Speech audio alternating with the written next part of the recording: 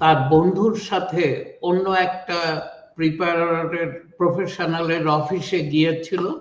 তাকে বলেছে আমার ইনকাম 24,000 এবং আমার ফেডারেল ট্যাক্স উইথহেল্ড, ওই যে আমি ট্যাক্স উইথহেল্ডটা বলি, ও বলেছে, এবং আমরা হাজব্যান্ড ওয়াইফ জয়েন্ট ফাইল করি, তো আমার রিফান্ড কত পাওয়া উচিত। তো সে বলে দিয়েছে তোমার তো এত পাওয়া উচিত। ও তো আমাকে ফোন করেছে ওই অফিস থেকেই, অথবা হয়তো বাইরে গিয়ে, এ বলছে কাজী ভাই আমি তোমার কাছে ফাইল করেছি, তুমি আমার তো রিফান্ড এই, কিন্তু আমি আমার এক বন্ধু সে ফাইল করতে আসছে, তাকে কথায় কথায় আমি জিজ্ঞেস করেছি এবং সে যেটা বলছে আমার তো অনেক বেশি পাওয়া উচিত ছিল। তো আমি তাকে বললাম যে তোমার ইনকাম কত? সে বলল যে আমার ইনকাম 24,000, আমার ট্যাক্স উইথহেল্ড হয়েছে 2200 না 2300। আমি বললাম তোমার ওয়াইফের ইনকাম কত? সে বলে যে ওটা তো খেয়াল করি নাই, হবে কিছু, তারও বোধহয় এরকম 24-25,000।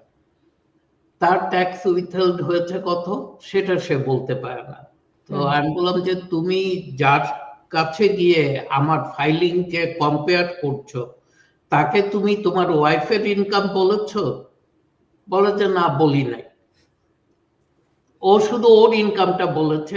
যদি হাজব্যান্ড ওয়াইফ জয়েন্টলি ফাইল করে এবং ইনকাম যদি 24,000 হয়, ওর যদি 2200 টাকা ট্যাক্স উইথহেল্ড হয়ে থাকে, ওর কিন্তু 2200ই ফেরত পাওয়ার কথা। কিন্তু এর সাথে 25,000-এর আরেকটা W2 আছে তার ওয়াইফের, এবং সেখানে কোনো ট্যাক্স উইথহেল্ড নাই।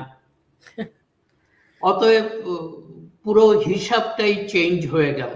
ওর জন্য আমি সাধারণত সবাইকে যেটা বলার চেষ্টা করি যে কখনোই ফাইল আপনি এবং আপনার বন্ধুর ফাইলকে কম্পেয়ার করতে যাবেন না। আপনার ফাইল আপনার এবং আপনার বন্ধুর ফাইল বন্ধুর।